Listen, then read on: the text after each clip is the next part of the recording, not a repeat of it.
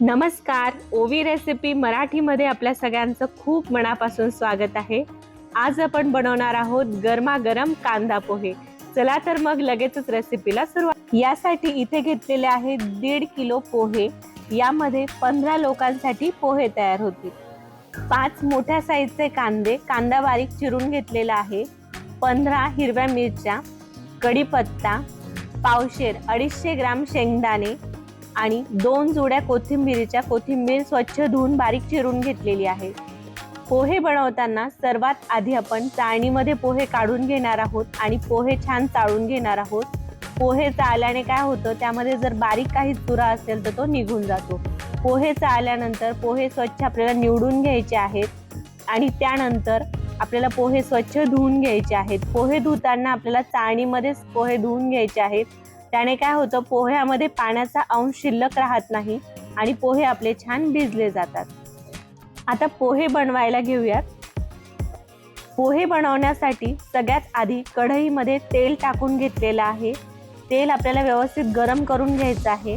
तेल गरम झालं की यामध्ये आपल्याला शेंगदाणे टाकून घ्यायचे आहेत। काही जण कांद्यामध्ये देखील शेंगदाणे टाकतात, पण या प्रकारे शेंगदाणे आधी तळून घ्यायचे आहेत आणि नंतर पोहे तयार झाले की त्यावर हे टाकायचे आहेत। असे जे शेंगदाणे आहेत ते छान खायला कुरकुरीत लागतात। आता तेल आपलं गरम आहे, लगेचच यामध्ये आपण 2 चमचे मोहरी टाकणार आहोत।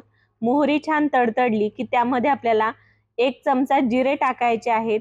जिरे छान फुलले की लगेचच त्यामध्ये आपण बारीक चिरलेली हिरवी मिरची आणि कढीपत्ता टाकून घेणार आहोत। आता यामध्ये टाकूयात बारीक चिरलेला कांदा। कांदा आपल्याला छान परतवून घ्यायचा आहे।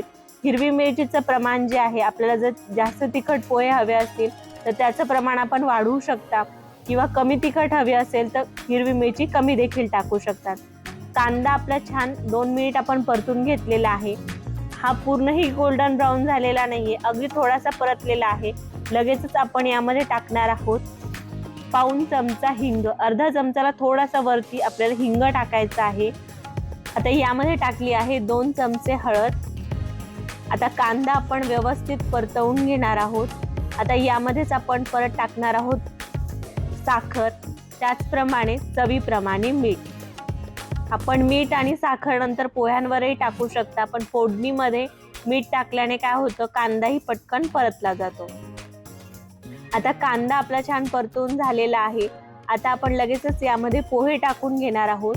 पोहे या प्रकारे चाळणीमध्ये आपण भिजवले आहेत, त्यामुळे तुम्ही बघू शकता अतिशय छान मोकळे हे पोहे भिजले गेलेले आहेत। आणि या प्रकारे टाकताना हाताने थोडेसे सुट्टे करून हे पोहे टाकायचे आहेत। पोहे आपले टाकून झालेले आहेत। आता ह्या पोह्यांमध्ये टाकूयात आपण जे छान कुरकुरीत शेंगदाणे तळून घेतलेले होते ते टाकायचे आहेत आणि हे मस्त आपल्याला परतवून घ्यायचं आहे। पोहे परतताना अतिशय हलक्या हाताने ते परतायचे आहेत आणि कडेच्या बाजूनी कधीही पोहे परतायचे आहेत। या प्रकारे आपण पोहे बनवताना कधीही हलक्या हातांनीच पोहे परतवून घ्यायचे आहेत। पोहे छान आपण 1-2 मिनिटं परतून घेणार आहोत। कांदा पोहे म्हटलं की महाराष्ट्रात अगदी घराघरात तयार होणारा हा पदार्थ आहे। त्याचप्रमाणे प्रत्येकाच्या, लहानांपासून मोठ्यांपर्यंत प्रत्येकाच्या आवडीचा हा पदार्थ आहे।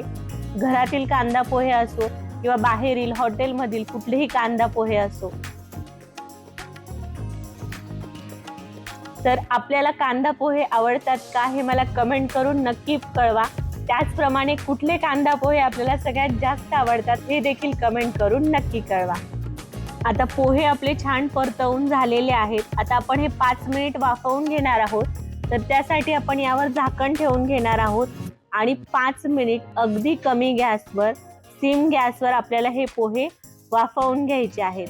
5 मिनिटं आपले झालेले आहेत आणि इथं अतिशय गरमागरम छान कांदा पोहे आपले तयार झालेले आहेत। आपण झाकण काढून बघूयात। 5 मिनिट आपली झालेली आहेत आणि अतिशय गरमागरम छान मोकळे पण मऊसूत कांदा पोहे आपले तयार झालेले आहेत। तर आजची रेसिपी कशी वाटली कमेंट करून नक्की कळवा। याचप्रमाणे यानंतर कोणती रेसिपी बघायला आवडेल ते देखील कमेंट करून नक्की कळवा। पुन्हा भेटूया अशाच एका नवीन रेसिपी सोबत। धन्यवाद।